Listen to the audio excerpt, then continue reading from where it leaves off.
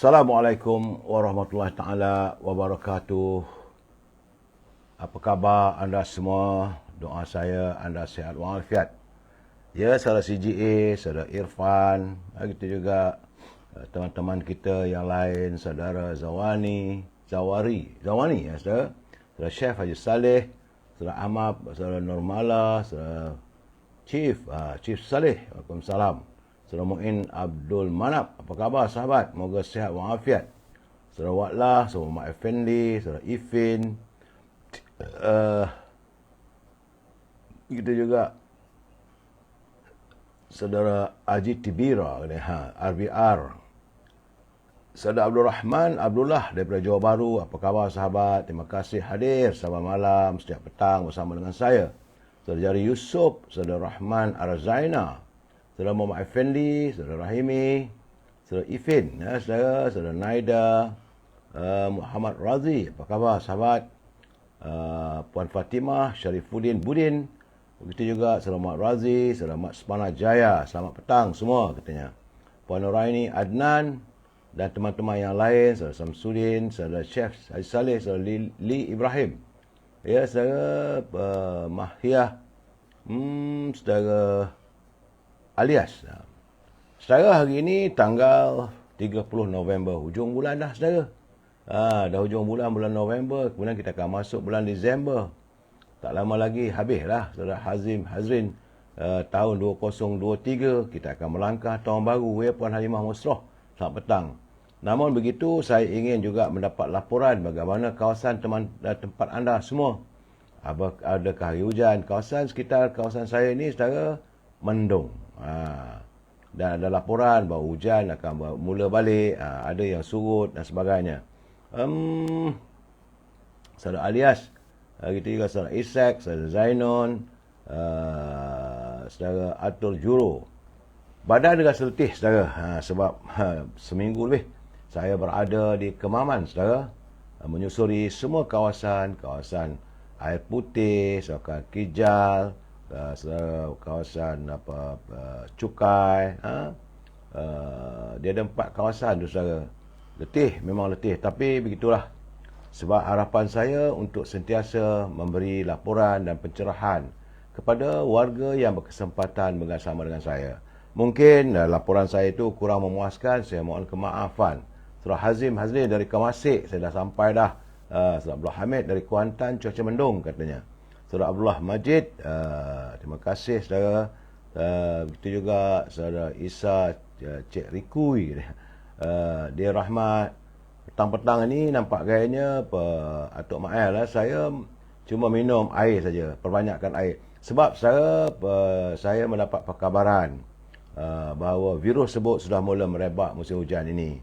Malahan cucu saya pun terkena juga saudara, dan terpaksa kuarantin di rumah. Nur Izami Mahmud. Jadi saya mengharapkan saudara kena sentiasa berwaspada, menjaga keselamatan diri kita. Janganlah kita merasakan bahawa tak ada apa-apa. Sebenarnya ia sudah bulik-ulik. Virus tersebut masih ada lagi. Sehingga insyaAllah malam nanti saya akan cuba memberi pencerahan kalau saya dapat laporan daripada Kementerian Kesihatan. Tapi nampak gayanya ia masih lagi berterusan. Anak saya juga ada yang dijangkit pasal kuarantin di rumah selepas bila pulang daripada Kuala Terengganu. Nur Izani Mahmud, saudara Muhammad Puzi Wahab, saudara Muhammad Puzi Wahab, dia kata nampak saya tak sihat. Bukan tak sihat saudara, keletihan. Suara pun antara okey tak okey ya saudara Hamid. Saya tidak tinggal di homestay, saya tinggal di hotel CKJ di Pekan Cukai. Tak adalah hotel apa. Ini hotel Marhain saudara. Dia panggil butik hotel. Yang paling penting pada saya tempat untuk mandi, untuk berehat seketika dan tidur. Kemudian paginya terus menyelusuri seluruh kawasan Kemaman kerana saya harus memberi laporan. Alhamdulillah kalau saudara mengikuti perkembangannya, saya dapat bertemu dengan calon yang mulia Panglima kita, mantan Jeneral Besara Tan Sri Raja Muhammad Effendi. Dapat juga berbual dengan Ketua Pergerakan Pemuda daripada Negeri Terengganu, Ketua Pergerakan Pemuda Kemaman, Ketua Puteri Negeri Terengganu, Ketua Puteri Kemaman petang semalam, dan sempat juga dalam sembang hangit. Sembang hangat, saudara. Begitulah keadaannya, saudara. Saya harus melaporkan, memberi perkembangan tentang apa yang berlaku di Kemaman, saudara. Ya, Puan Azizah Arzaina, Puan Rosna Awang, Saudara Hashim, aku bos takir ni. Dia mau ngempen politik PMX tak dapat duit. Memang sekarang ni kita bukan dia berkempen untuk cari duit, saudara. Saya tidak mengharapkan sebarang bayaran, tapi apa yang saya lakukan hanyalah sekadar memberi pencerahan agar warga faham dan tahu tentang kedudukan politik semasa, saudara. Itu dari petang-petang begini, saudara, kita tak bercakap politik. Politik insya-Allah jam 9.30 malam nanti saya akan melaporkan kedudukan terkini di Kemaman. Di Kemaman, saudara. Dah puas dah makan sotong celup tepung, makan sata. Saya suka makan sata di Awi Sata dekat Geliga, saudara. Berhampiran dengan Kuala Kemaman. Sedap, saudara. Dan saya melihat di Kemaman dia hujan sekejap-sekejap. Tak adalah hujan, tapi dia sekejap-sekejap. Tapi ada waktunya waktu malam hujan lebat. Ada waktunya dia terang-menerang, dia pagi cuaca nampak begitu meyakinkan. Tapi mula berarak waktu petang, awan berarak, waktu senja, mula hujan sampai ke malam. Jadi bagaimanapun syukurlah di Kemaman tiadalah hujan lebat. Terima kasih, saudara. Dan sebab itu ramalan kaji cuaca pun tidak menyentuh tentang kedudukan di Kemaman, saudara. Baik, saudara. Jadi petang-petang ni nak cerita apa? Saya petang ni kita lari sedikit daripada laporan di Kemaman. Malam nanti, saudara, jangan lupa jam 9.30 malam. Baru kita bercakap soal politik secara detail dan sebagainya. Saya juga lama juga tak buat laporan khabar dari Gaza. InsyaAllah malam nanti saya akan cuba memberi pencerahan apa yang berlaku di bumi Arab, iaitu di Semenanjung Tebing Barat, di Tel Aviv, saudara, di Palestin. Begitu juga tentang laporan bagaimana perangai orang politik, saudara, di Dewan Rakyat dan sebagainya. Saudara Ramzul, terima kasih. Baik, saudara, hari ini dalam segmen Backman Memory. Memory hari Khamis 30 November, saudara. Cuma saya terbaca satu catatan, saudara. Catatan ini mengimbau saya tentang bagaimana baginda Rasulullah menyatakan, ibu tetap ibu. Walau apa pun terjadi, walaupun apa yang dilakukan oleh ibu kita, kita harus menghormatinya. Tapi saya minta saudara bertenang, cuba hayati kenyataan sahabat kita ini, dia mencauritkan tentang perasaan hati dan perasaannya, saudara. Sebab dia tulis itu, tajuk besar di atas itu, dia kata, selama ini dia kata, mak suap kami dengan duit kotor. Sebab itu dia kata, kalau begitu baiklah gugurkan saja kami ini, kalau tahu ini kerja mak. Kita dapat agak dah, apakah rangkaian, apakah ungkapan kata-kata yang akan dihamburkan. Dia kata, memanglah seorang ibu sebenarnya, saudara, akan melakukan apa saja. Seorang ibu akan melakukan apa saja demi anak-anaknya. Mereka melakukan kerja, terpaksa pikul, banting tulang dan sebagainya. Termasuklah usaha untuk kerja yang lebih berat yang tidak seharusnya dipikul oleh seorang wanita. Semata-mata untuk kelangsungan menyediakan pakaian, makanan, pendidikan anak-anaknya. Tapi dalam satu media sosial, TWT Wedding, ini kisah yang dikongsi seorang individu, dia tak sebut nama lah. Dan dalam kisahnya, dia berkongsi, katanya, ibunya telah bekerja keras untuk menyara dia dan adik-beradiknya setelah dia ditinggalkan oleh ayah mereka yang memilih untuk berkahwin dengan wanita lain. Ayah katanya tidak memberikan nafkah, dan itu membuatkan ibunya terpaksalah untuk bekerja, membuatkan 3 pekerjaan untuk memastikan anak-anak mendapat penghidupan yang mencukupi. Dia kata dia sebagai anak sulung, dia masih mengingati bagaimana ibunya menderita akibat keputusan keputusan punca kewangan apabila ayah mereka tidak kembali dan tidak langsung menghiraukan kehidupan mereka. Jadi meskipun tanpa sokongan ayah, katanya, dan dalam keadaan kewangan, mereka bagaimanapun berjaya juga untuk menghidupkan kehidupannya. Ibunya dengan saraan hidup masih lagi berjaya menjaga anak-anak dengan baik. Jadi dia dapat menyaksikan bagaimana ibunya bekerja keras sambil menjaga anak-anak. dan berkat bantuan kawan-kawan katanya kehidupan keluarga mereka berjalan seperti biasa. Meskipun keadaan kewangan dan emosi ibu agak terganggu, tapi keadaan keluarga mereka stabil. Jadi bagaimanapun dia rasa curiga apabila ibunya enggan berkongsi butiran tentang pekerjaannya. Bila tanya mak buat apa, maknya tak ada, maknya tak cerita pun. Ya, ibu selalu memberi jawapan yang berubah-ubah mengenai tempat kerjanya apabila ditanya. Ya, saya akhirnya dia mengetahui bahawa ibunya sebenarnya terpaksalah menjual maruah dirinya semata-mata untuk menyara keluarga mereka. Jadi apabila menghadap ibunya dengan amarah, dia marahlah sebab ibu hanya menangis dan meminta maaf. Saya dapat membayangkan saudara bagaimana suasana waktu itu. Jadi waktu dia, ini anak sulung, dia menghadap ibu dia bertanya, mak buat kerja apa setelah dia tahu benda begini. Jadi ibu dia menangis dah. Dan mohon maaf kepada anak-anak semua. Dan ibu dah terpaksa lakukan. Dan lelaki sebut, dia mengaku, dia kata, kerana emosi yang tidak terkawal, dia mengeluarkan kata-kata kesat, memaki hamun ibunya saya. Dan dalam keputusan kemarahan itu, dia memang terkesan. Dan akhirnya dia bertemu dengan orang kampung, jiran-jiran, keluarga, tapi tidaklah sekolah terdekat pada kawan-kawannya, minta nasihat mereka. Kerana sebenarnya jiran mereka juga merasa sedih melihat keadaan ibunya terpaksa begitu, yang semata-mata untuk berusaha memenuhi keperluan kehidupan setelah ditinggalkan oleh ibunya. Jadi sebab itu dia mengambil keputusan. Dia mengambil keputusan untuk meninggalkan rumah kerana rasa malu. Saya rasa ini adalah antara kisah masyarakat yang perlu kita fikirkan bersama, saudara.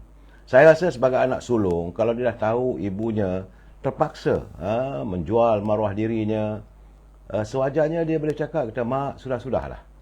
Saya dah besar sekarang ni, saya ucapkan terima kasih kepada mak dan saya minta mak jangan buat kerja apa-apa, saya akan bekerja banting tulang. Banyak saudara ada keluarga di mana abang-abang yang sulung selalunya mereka berhenti daripada meneruskan pengajian dan terpaksa membanting tulang untuk menanggung keluarga. Saya rasa itu lebih mulia daripada dia menghamburkan kata-kata kesat. Bila dia kata kalau dapat tahu kerja mak begini, lebih baik mak bunuh saja kami, keluarkanlah makanan yang ada dalam badan kami. Saya rasa itu satu jawapan yang tak baik.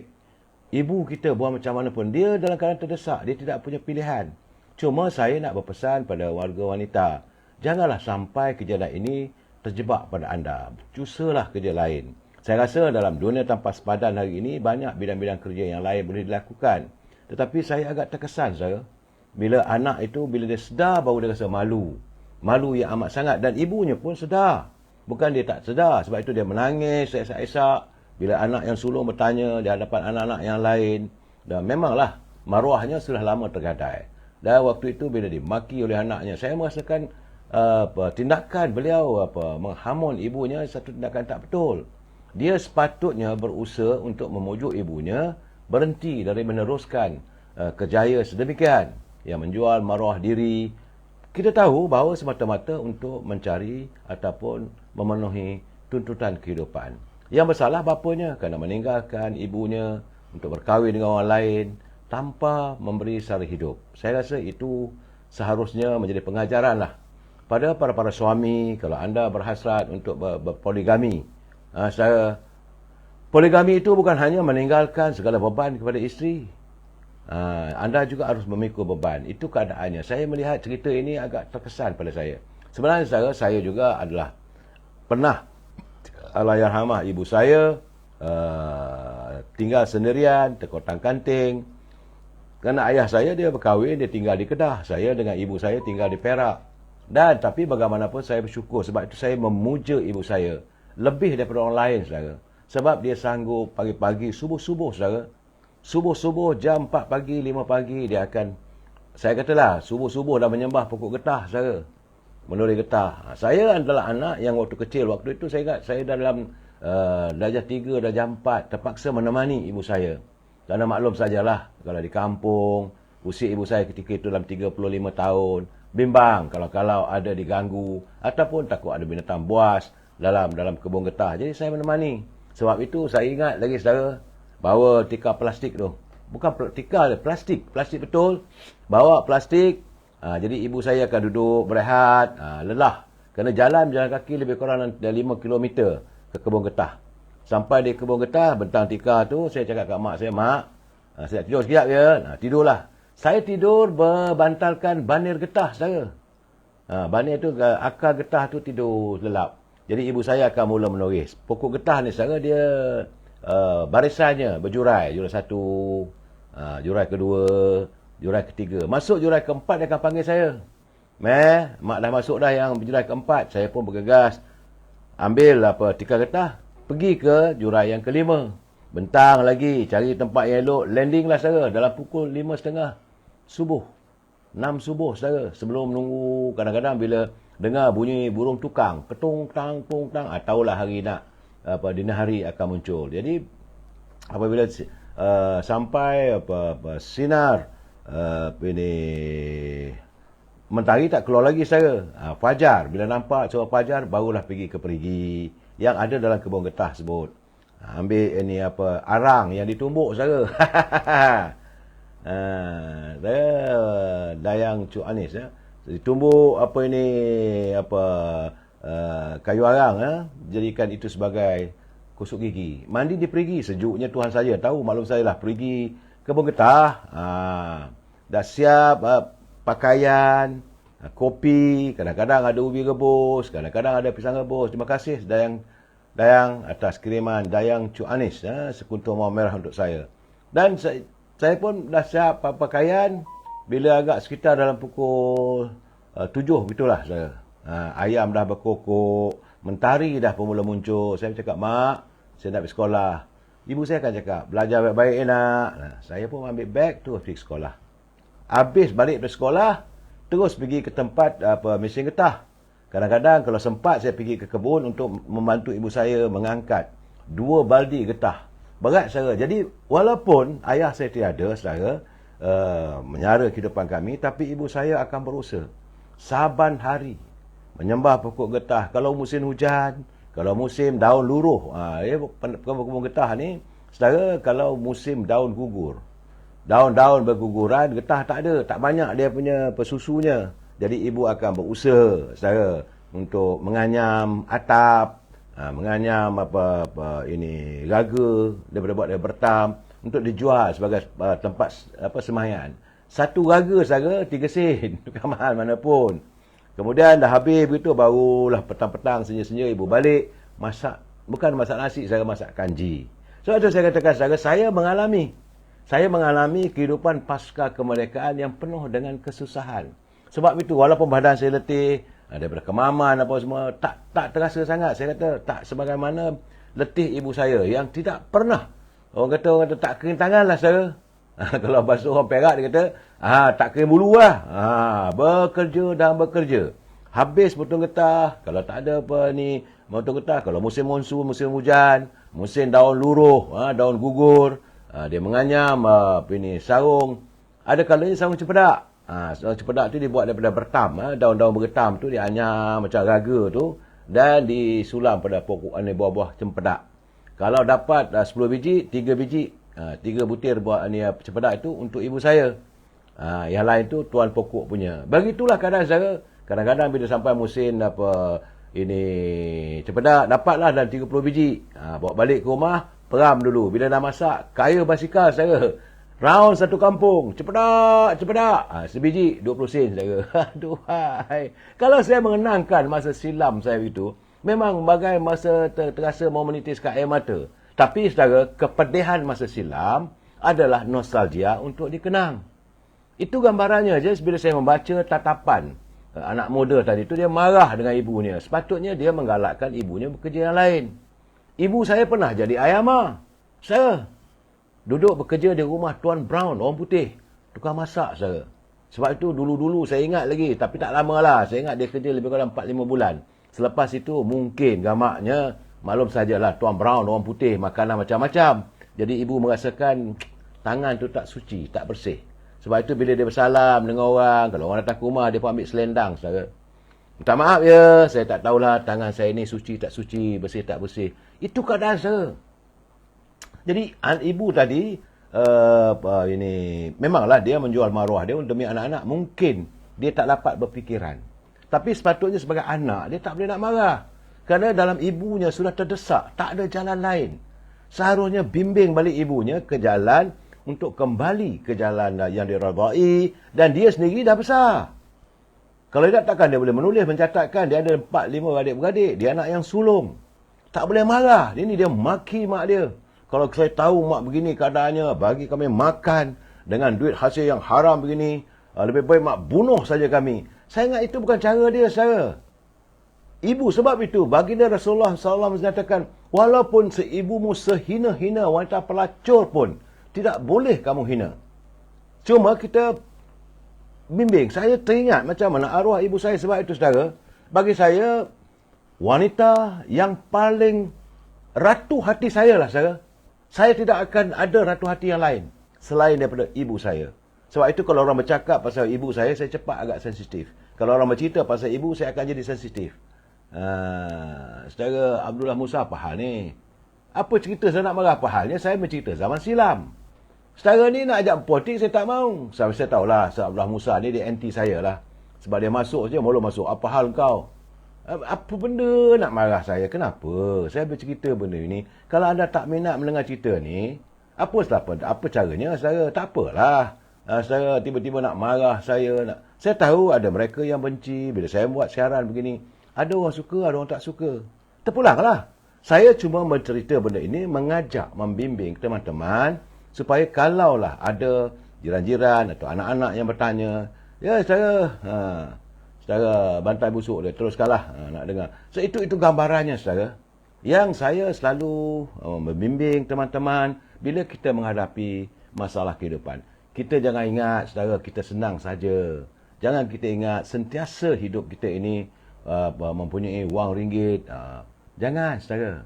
Ada kalanya kita senang, ada makanan, tiba-tiba anda nak marah orang. Bagaimana, bayangkanlah tiba-tiba rumah anda kekeringan, tiada rezeki. Jangan. Sebab itu saya selalu mengajak teman-teman kita menjalin hubungan ukhuwah persahabatan. Mudah-mudahan Allah SWT menyediakan rezeki untuk kita. Mereka yang sentiasa membenci sesama insan akan dipendekkan rezeki. Saudara Mokhtar, saya menceritakan kepada tu. Sebab itu saya tak suka kalau orang bermaki-maki, menggunakan kata-kata yang kesat dalam bicaranya. Saya cepat singgung, saudara. Kerana saya merasakan bahawa memang saya bukanlah keluarga kaya. Keluarga yang lahir daripada keluarga yang penuh dengan kemiskinan. Ibu sebagai penerima getah. Selain daripada itu, saudara, bila sampai masanya daun gugur tu penuh getah. Ya teman-teman, kalau pekebun getah ni mereka bercerita tentang kemiskinan, kena ambil pot. Benar, saudara, mereka susah. Kerana bila musim gugur, daun-daun berguguran, itu buat hasil susu getah tak ada. Dia daun kering, susu pun kekeringan. Kemudian kalau musim hujan, tak tahulah sekarang. Dulu kalau hujan tak boleh menoreh. Macam mana nak menoreh waktu hujan? Dah hujan kalau monsun. Bagaimana juga nelayan. Saya pergi ke Kemaman, beberapa daerah. Ustaz Abdul Hamid, racun-racun kerengga-kerengga tu abaikan. Terima kasih. Sebab kalau ia pergi dan berlalu. Kadang-kadang bukan pasal-pasal saya nak tegur sedikit. Supaya mereka ni, Saudara Abdul Hamid, kadang-kadang maklum sajalah. Manusia itu ada banyak ragam. Jadi saudara, dalam keadaan-keadaan tertentu, macam mana di Kemaman, saudara, di kawasan Cukai, di kawasan apa nama tempat, dia banyak nelayan. Jadi mereka menyatakan kepada saya, mereka turun ke laut bila sampai musim tengkujuh 3 bulan. Bukan satu hari, 3 bulan tidak boleh ke laut dan 3 bulan hilang pendapatan. Saya dapat membayangkan bila musim monsun, ibu saya begitu juga. Kalau 2 minggu hujan, 2 minggu lah tak boleh nak menoreh getah. Bagaimana pula kalau banjir, mengharung banjir, kadang-kadang takut ular, maklum sajalah. Secara dalam kebun getah tu ada ular, ada kalajengking, ada lipan, ya. Jadi bila air tu menaik, kadang-kadang takkan nak mengandung air sambil menoreh getah. Jadi buat kerja lain. Selain daripada itu, kadang-kadang saya teringat lagi saudara, ini peristiwa benar saya alami. Ibu saya dia kukuh kelapa tu, mungkin keletihan saudara. Kerana keletihan dia jatuh, saudara. Dia mengantuk rupanya. Dia mengantuk, boom, dia jatuh. Rupanya terlelap waktu dia mengukur kelapa. Saya melihat begitu, saya kata, begitulah. susahnya ibu saya. Sebab itu waktu hayatnya saudara, kadang-kadang bila saya salam dengan dia, saya cium tangan dia, saya nampak urat-urat di berulang tangannya saudara. Saya lihat ulang tu, saya kata sampai begitu sekali ibu saya. Inilah tangan yang mencari rezeki untuk menghidupkan saya. Inilah tangan yang mencari rezeki untuk menyuapkan saya makan. Saya tengok pula, saya menitihkan mata saya. Dan waktu saya melihat mendakap mayatnya, saya tidak terkira saudara. Saya nampak wajah itu. Kerana waktu saya dibesarkan, waktu ibu saya comel-loteh. Lawa orangnya saudara. Dan penderitaan tangannya. Jadi sekarang ni saudara, bila usia saya begini, saya nampak urat-urat timbul dekat tangan saya ni, dekat belulang ni. Saya juga, saudara, teringat bagaimana mungkin inilah juga kehidupan saya yang mencari rezeki untuk anak-anak. Sebab itu saudara Dayang Cik Anis benar. Ibu adalah ratu hatiku. Saya tetap merasakan bahawa ibu saya adalah wanita yang saya cintai, yang berhak untuk bertakhta di hati saya. Tak ada wanita lain. Jangan nak tersinggunglah isteri saya nak marah ke dia punya hal. Anak-anak perempuan saya nak marah pun terpulang pada mereka. Namun saya tetap cinta saya pada ibu saya, saya akan bawa lah sampai ke akhir hayat. Kadang-kadang bila duduk sendirian begitu, teringat wajah-wajahnya saya. Wajah-wajah yang cantik. Waktu usia muda dalam 30, 40, 35 tahun. Waktu tu saya sedang menginjak usia dewasa. Kemudian dia bila saya dah bekerja, mula dia wajah-wajah tua. Sebab itu saya waktu saya berkempen, saya bukan berkempen lah, bertemu dengan warga di Kemaman, tiba-tiba anak saya menghantar lagu. Kiriman lagu lagu untuk ayah, Ebit Jiadi. Saya sambil naik kereta tu, bila dengar lagu tu, meleleh mata saya saudara. Kerana paling tidak mungkin anak-anak saya ingat lagu untuk ayah. Saya Dayang Cik Anis, betul lah, hargailah jasa-jasa ibu yang pernah berkongsi nadi masa kita dalam keundangan. Betul saudara.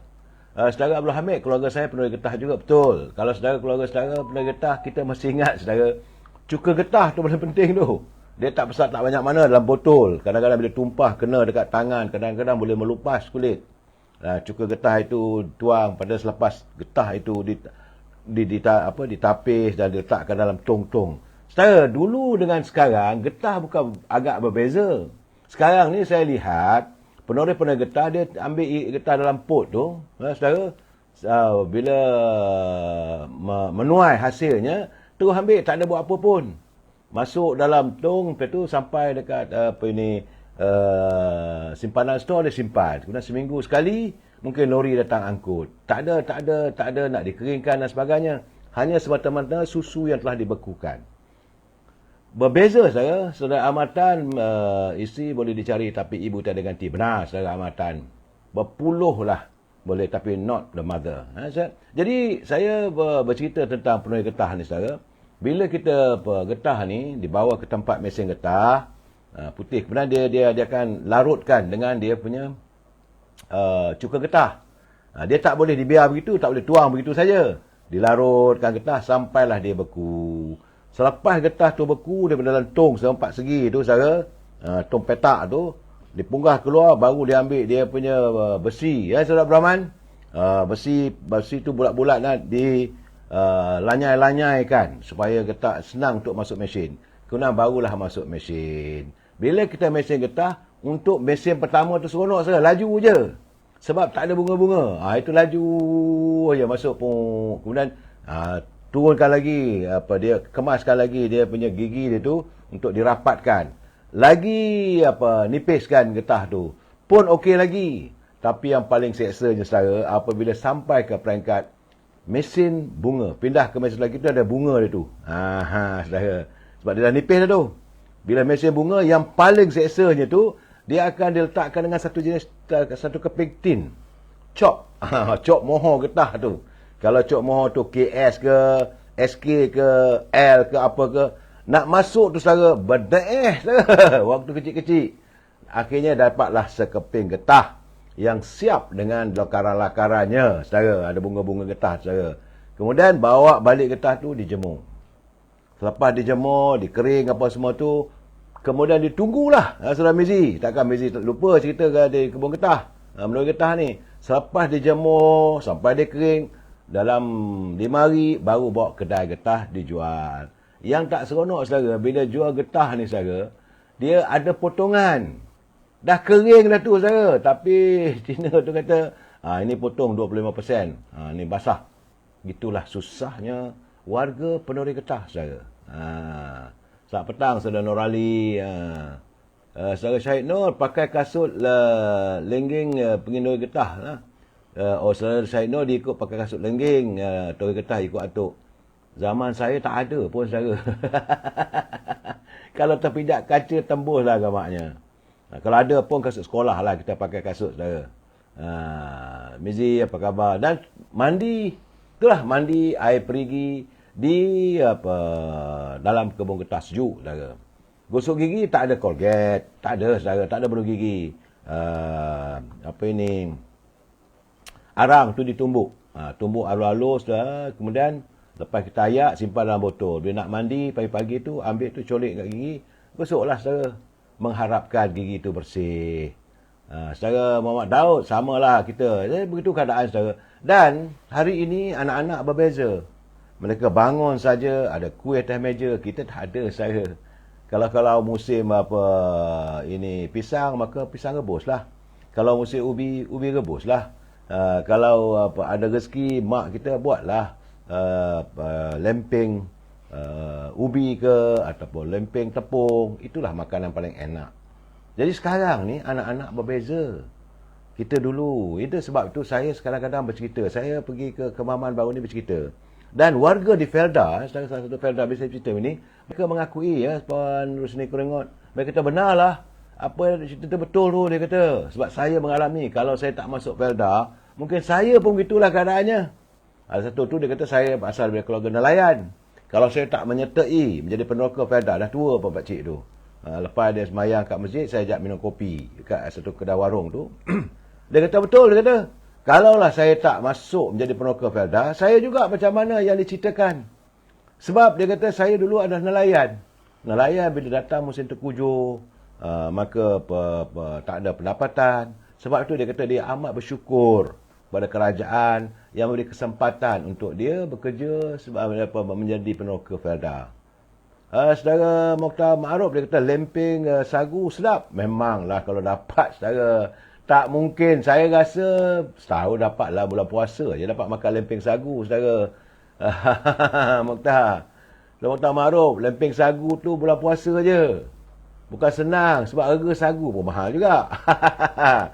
Saudara Beh Chun Shen, semoga sihat selalu. Terima kasih Ramlah Hamid. Gosok gigi dengan perut sabut pun bersih juga. Itu anak-anak gadis dia, Puan Ramlah, anak-anak gadis buat begitu sebab mereka teratur, tertib orangnya. Hazi Swadi Pi pun itulah saya marahnya penuh dengan nasihat sesiasa kami di satu ni.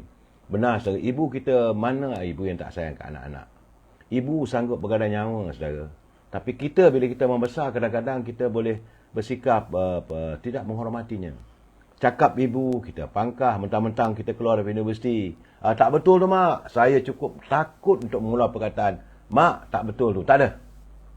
Saya walaupun kadang-kadang ibu saya katalah, contohnya, katalah saya makan lempeng pisang kadang-kadang.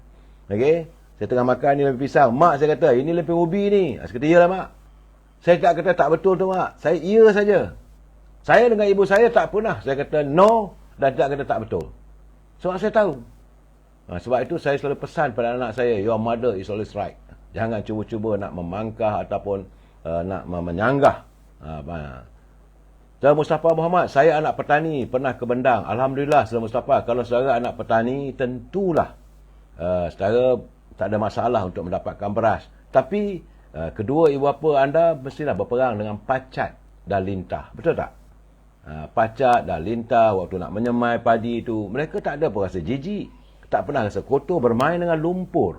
Saudara Mustafa, sebagai petani, mereka bermain dengan lumpur waktu menanam padi itu. Mula-mula sekali kawasan itu dikeringkan, dibuang semua jerami-jeraminya. Saya tahu benda begini sebab saya belajar di Kedah. Ada teman-teman saya mengajak saya bertandang ke sawah milik keluarga mereka. Saya tengoklah. Mula-mula tanah sawah tu dikeringkan. Lepas dikering apa semua tu, baru dimasukkan air. Lepas tu baru dibajak untuk digaul, macam gaul lah saudara, tanah-tanah tu Kemudian barulah musim sebelum tu dia ada ditabur dulu benih padi. Naik benih padi baru dipindahkan daripada benih tu ke tempat lain untuk dibawa ke bendang untuk dicucuk, membongkok dan saudara. Saudara Mustafa, benar tak benar cakap saya ni? Apakah anda terfikir bahawa ibu anda pernah bersungut keletihan? Pernahkah bapa anda bersungut bahawa dia bermain dengan pacat lintah? Adakah ibu anda terjerit-jerit takut pada pacat dan lintah?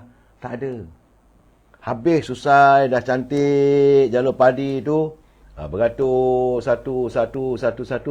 Kemudian musim menunggu pula, supaya padi itu naik dengan baik, berdoa pada Allah SWT. Jangan ada musim banjir, jangan ada kemarau, bekalan air cukup. Kemudian tunggu padi itu supaya tidak dimakan oleh burung-burung ataupun lalang. Sampailah padi itu kuning. Selepas kuning, datang pula musim mengerat. Dah dikerat padi itu, kemudian dipukul. Bukan senang sangat miang padi itu. Masa memukul padi itu, miang dia punya jerami-jerami itu. Dan isi dalam guni. Itu orang Kedah panggil menarik lah. Isi dalam guni, bawa daripada kawasan sawah tu naik ke atas jalan. Barulah lori-lori datang mengangkut. Sama ada buat rumah kita ke ataupun hantar ke gudang. Sebab itu, bila pimpinan kerajaan mengatakan harga padi dibayar dengan murah, saya marah. Sebab mereka tidak tahu susahnya untuk menjadikan padi itu menjadi daripada asalnya tanah bendang itu kosong. Kemudian digembur tanah itu dengan bajak. Dibajak tanah itu. Kemudian dimasukkan air. Supaya dia segata. Kemudian barulah dia bercucuk tanam. Tapi sebelum bercucuk tanam tu, ada satu petak lagi tu disediakan untuk menabur. Menabur tu benih padi. Tak begitu saudara ini. Saya harap benda yang saya ceritakan ini benarlah saudara Mustafa. Itu bagi kawasan teman-teman kita yang asal petani. Dan ibu bapa kita tak pernah bersungut. Susahnya mereka. Bila kita membesar, kita keluar dari universiti, dah nak tunjuk act pada ibu bapa kita. Sedangkan bapa tu kadang-kadang duduk dekat tepi pintu sambil gentir hokok daunnya tu. Ngongek, dengar tengok anak balik. Bagaimana anda menyapa bapa anda? Adakah anda mencium tangannya? Tangan yang begitu banyak berjasa membesarkan anda sampai ke pusat pengajian, sampai ke Menara Gading. Bagaimana anda menyantuni ibu anda? Tentulah ibu tu masak apa saja yang anda nak makan. Sedangkan dia pun balik dari sawah juga membantu suaminya. Itu gambarannya saudara. Sebab itu saya mengatakan kalau anak-anak, saudara Nordin Arifin dia kata saya pakai topi nampak muda. Mudah-mudahan. Usia dah 67 tahun saudara. Dan jadi bila anak-anak ni, bila mereka membesar, dah besar, kedua ibu bapa mereka lupakan. Ini yang kadang-kadang menggamit amarah saya, saudara. Saya rasa, nak kata mereka tu anak yang tak tahu diuntung lah.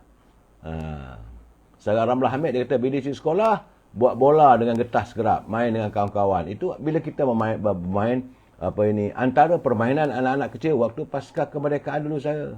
Anak sekarang lain. Cucu saya pun minta beli kasut pun beratus-ratus. Kita dulu tak ada kasut stopol. Saudara Mustafa Ahmad, dia kata betul lah, dia kata nostalgia. Seronok sambil tangkap ikan darat sehingga masuk. You pun masih tolong ibu ayah. Alhamdulillah, saudara Mustafa. Anda adalah anak yang sentiasa diredai oleh ibu bapa dan menjadi kebanggaan keluarga. Sebab anda tahu, seronoknya tangkap ikan, bukan ikan darat tu, ikan talapia. Ikan haruan. Tak gitu, kadang ikan semilang. Dan dia kata sehinggalah beliau masuk universiti pun masih membantu ibu dan bapa saudara Mustafa Muhammad. Saya yakin, tapi dulu-dulu kalau saudara Mustafa ni, kalau dia masuk universiti, harapan ibu dengan bapa lain tak ada. Mudah-mudahan anak aku dapat jadi DO. Zaman saya dulu, kalau kita masuk universiti, ibu bapa akan mengatakan, keluar je anak universiti nanti akan jadi DO. Itulah, mereka tak dapat fikir sama ada bidang pengajian kita, sama pengajian jurutera ke, ataupun arkitek, ataupun sebagai accountant, atau sebagai peguam. Tak ada. Yang mereka tahu, anak-anak masuk universiti, keluar universiti nanti dapat jadi DO. Bila sembang dengan orang kampung dekat surau, anak hang berapa dah dekat universiti tu. Tahun berapa tu? Katanya lagi 2 tahun, 3 tahun keluar lah. Alhamdulillah lah.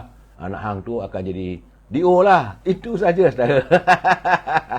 Jadi saya bercerita mengenang nostalgia masa silam.